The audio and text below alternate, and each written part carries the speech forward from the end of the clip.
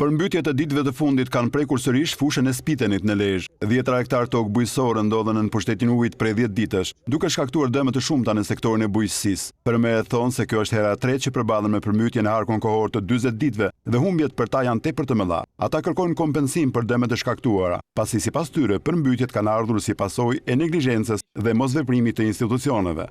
Vetëm unë, si fermer, unë kam 60 delim miell me grur, edhe 150 delim janë që.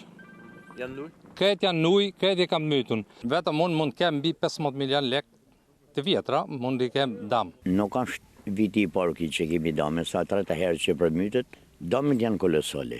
Ju po shikoni vetë, toka është e përmytën komplet, na dëmton një zakonisht të ranë.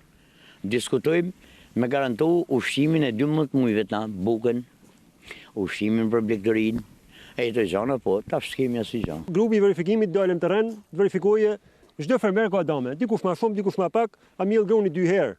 Një herë me miell me marrat prodhim, e nuk dalin shpenzime, vetëm kafsha del. Jo me miell 2 herë e mos më marr prodhimin. Po na mbetet tokat në ujë. Po na lë baktin pa hëngër, na ngodrollimi, se s'kemi çfarë bëjmë tjetër. Ja do i shesim ato dhe do shohim nga Zoti.